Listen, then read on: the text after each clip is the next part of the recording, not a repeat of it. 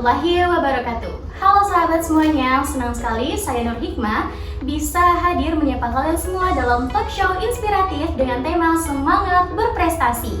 Kita akan ngobrol santai tetapi juga penuh dengan motivasi, terutama buat kamu para mahasiswa dan untuk kalian buat adik-adik para calon mahasiswa. Nah, hari ini saya tidak sendiri, saya sudah kedatangan tamu spesial nih, seorang mahasiswa berprestasi dari salah satu kampus ternama di Universitas di Sulawesi Selatan.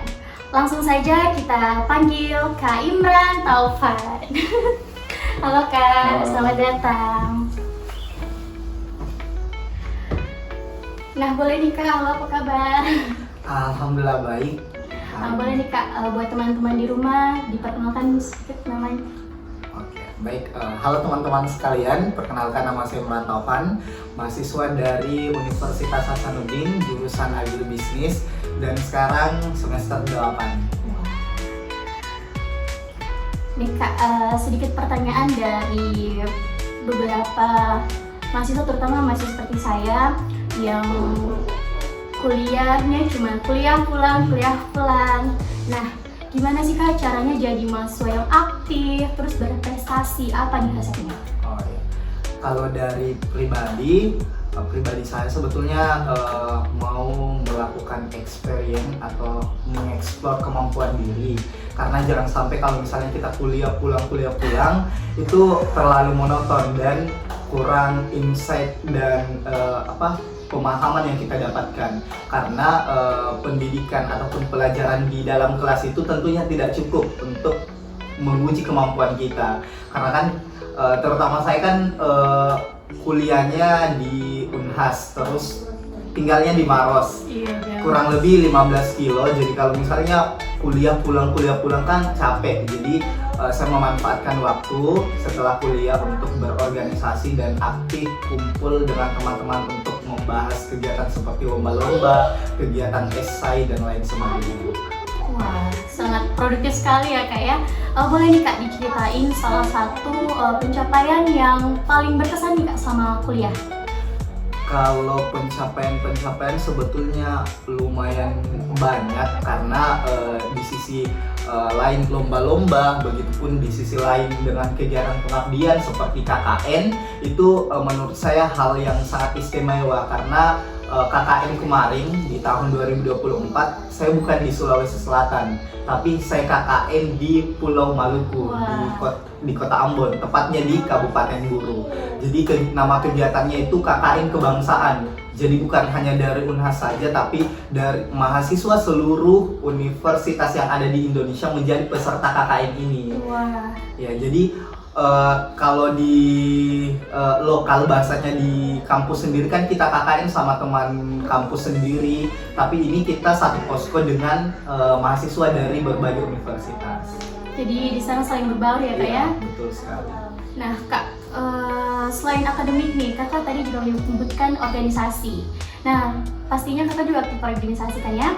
Gimana sih Kak cara bagi waktunya dari kegiatan sehari-hari, kemudian akademik, terus ke organisasi? Oke. Saya aktif di organisasi, kalau di kampus namanya UKM Bulu Tangkis Unhas. Tapi cukup satu saja organisasi. Di sisi lain itu saya aktif kerja, jadi kuliah sambil kerja part time. Jadi sama saja dengan aktif organisasi, kuliah sambil kerja akademik.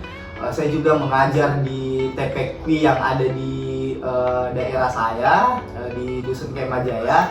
Jadi membagi waktu ya cukup berat, karena kadang kegiatan-kegiatannya bertabrakan, tapi saya selalu menerapkan yang namanya skala prioritas dengan mengerjakan apa yang paling penting, apa yang paling urgent, kemudian deadline yang paling dekat. Kalau membagi waktunya, tips dan triknya sih saya selalu catat kegiatan-kegiatan yang saya akan lakukan supaya saya tidak terlupa dan melewatkan kegiatan apa yang harus saya kerjakan terlebih dahulu. Yang intinya kita harus catat dan mengerjakan pekerjaan yang lebih penting dan waktu atau batas waktunya itu lebih dekat. Wah, sangat berguna sekali ya kayak tipsnya nih. Setuju Kak, setuju sekali kalau kita harus bagi waktu, kita harus tahu yang mana prioritas dan yang mana yang bukan. Nah nih Kak, bisa dong dibagi sedikit tipsnya buat teman-teman mahasiswa atau adik-adik yang baru mau masuk kuliah dan ingin jadi mahasiswa produktif dan berprestasi seperti Kakak. Kalau tipsnya sih yang pertama, jangan malu, jangan gengsi, dan jangan mau jadi biasa-biasa saja. Itu yang paling penting sih. Kenapa? Karena kalau misalnya kita yang kadang ada yang mahasiswa merasa bahwa saya introvert, saya tidak bisa seperti kamu yang bisa public speaking atau bisa tampil di depan umum. Tapi kan hal-hal seperti itu bisa dilatih dengan memberanikan diri. Kenapa? Karena kalau kita misalnya merasa kita tidak bisa tampil atau malu tampil, maka kita kalah duluan, kalah sebelum berperang, kalah start. Jadi yang pertama kita harus beranikan diri. Jangan takut dicela dan jangan takut salah. Itu yang paling penting. Karena kalau kita takut salah, bagaimana kita mau mengeksplor kemampuan kita?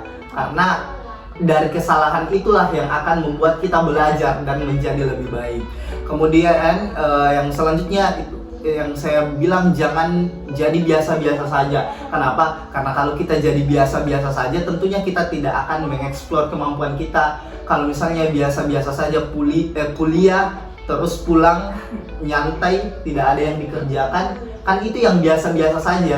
Tapi kalau misalnya kita kuliah, aktif berorganisasi ataukah aktif walaupun bukan organisasi tapi kegiatan produktif yang mengembangkan, bermanfaat, mengembangkan potensi diri, maka tidak akan salah. Jadi yang terpenting kita mengembangkan potensi diri. Wah, Masya Allah, mantap banget ini. Ilmunya daging semua ya teman-teman ya, bukan cuma teori tapi langsung dari pengalaman. Nah, terakhir nih Kak, boleh dong dikasih satu kalimat motivasi buat teman-teman kita di rumah. Motivasi dari Kakak untuk teman-teman audiens kita. Oke. Kalau motivasi saya, terus kembangkan potensi diri, jadi yang terbaik versi diri tanpa membandingkan diri dengan diri orang lain, maka jadilah bermanfaat untuk orang lain dan sekitar. Wah, sangat-sangat memotivasi sekali ya nih Kak ya. Untuk yang berantauan, terima kasih banyak atas waktunya. Semoga makin sukses, terus menginspirasi dan bisa membawa nama baik fakultas lebih luas lagi. Baik teman-teman semua, itu tadi obrolan kita bersama Kak Imran Taufan. Semoga menginspirasi dan membuka mata kita bahwa prestasi itu bukan milik orang jenius, tetapi milik mereka yang gigih dan mau terus berusaha. Sampai jumpa di episode selanjutnya. Wassalamualaikum warahmatullahi wabarakatuh.